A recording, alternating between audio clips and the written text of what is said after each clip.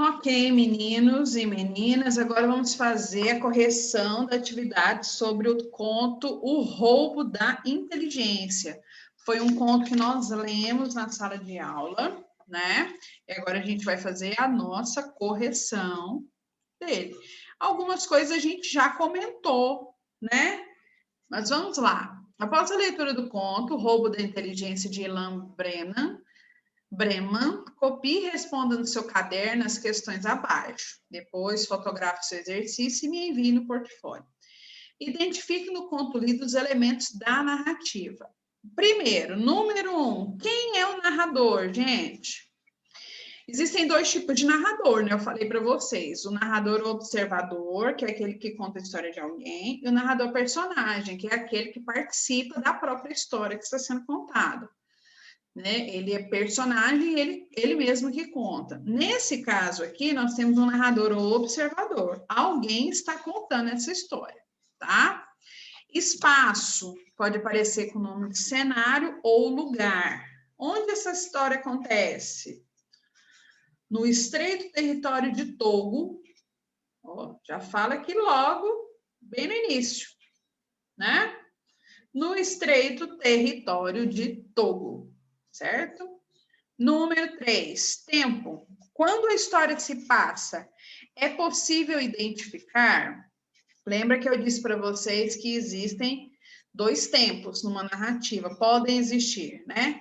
Pode ter o tempo psicológico, que é aquele que é só uma lembrança, não tem nada exato, e o tempo cronológico, que é aquele que aparece o dia certo, a hora certa, o mês certo.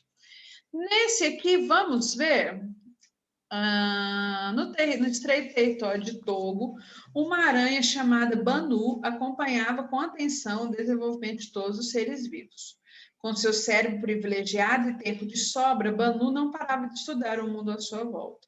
Numa tarde calorenta, olha aqui o momento, numa tarde calorenta. Então, é um tempo acronológico. Por quê? Porque não tem o tempo certo, era uma tarde qualquer, né? Só que ela fazia calor.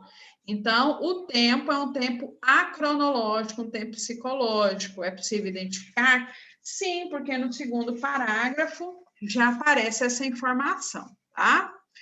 Conflito. O que é o conflito de uma narrativa? Um acontecimento que modifica a situação apresentada e desencadeia uma nova situação, né? Um problema a ser resolvido, que quebra a estabilidade da personagem dos acontecimentos. Olha aqui, o clímax, ele está na página 25, lá no início da folha. Depois de muitos anos, a cesta de Manu estava repleta e ela satisfeita da vida. Ela seria para sempre o ser mais inteligente do mundo. Até aqui está tudo bem, está tudo normal. De repente, uma preocupação assaltou seu espírito. Se alguém encontrar a cesta, estou perdida. Preciso escondê-la urgentemente. Então, aqui, a partir daqui, vai modificar tudo, porque ela vai ter que esconder essa cesta, vai quebrar toda a estabilidade da narrativa e vai começar as tramas, as situações problemáticas. Beleza? Clímax. O clímax é o momento de maior tensão da narrativa. Vamos ver onde ele está. Está aqui na página 26. Banu, então, em vez de subir a cesta com seus fios, decidiu tirar o lacre e, quando fez, libertou toda a inteligência que havia roubado. Então, aqui é o momento de maior emoção. Depois disso, vem a próxima questão, o desfecho, a solução do conflito, o fim da história. Depois de um tempo, a cesta parecia vazia. Banu olhou para o seu fundo e viu algumas palavras inteligentes que haviam grudado lá. Não há ser no mundo que sabe tudo e não há ser no mundo que não sabe nada. Aquelas palavras penetraram a alma de Banu, que a partir daquele dia se tornou um dos tantos seres inteligentes e sábios que circulavam pela Terra. Então, depois do clímax, galera, vem o desfecho, tá? O enredo. Quais são os acontecimentos que compõem a história? Um breve resumo da história. É a história da Banu, certo? Uma aranha que tinha muita inteligência e ela tinha era longevidade, né? Vivia muito. Ela já tinha muito tempo de vida e ela dava inveja nas montanhas, né?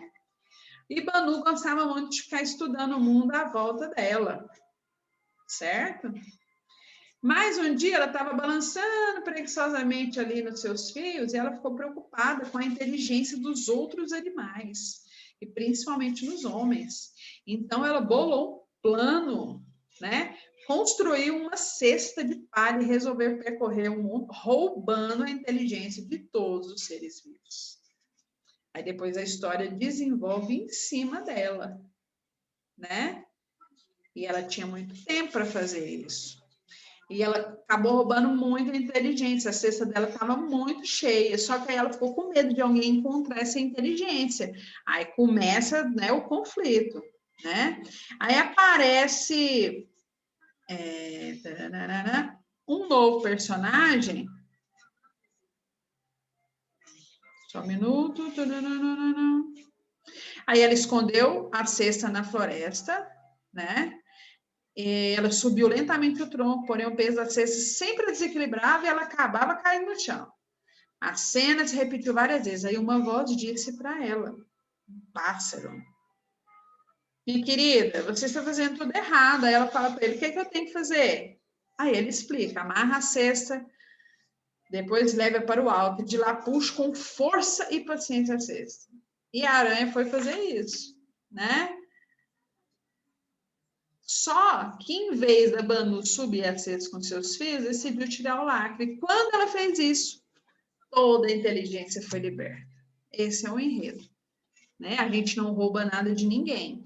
É um outro ensinamento, né? O ensinamento. Não tem ninguém que não saiba nada e não tem ninguém que sabe de tudo. Todo mundo pode aprender alguma coisa. Tá bom? Mais um conto, uma coisa legal desse livro. Todos têm uma reflexão, uma coisa para a gente pensar para as nossas vidas, ok? No mais, gente, agorinha a gente termina.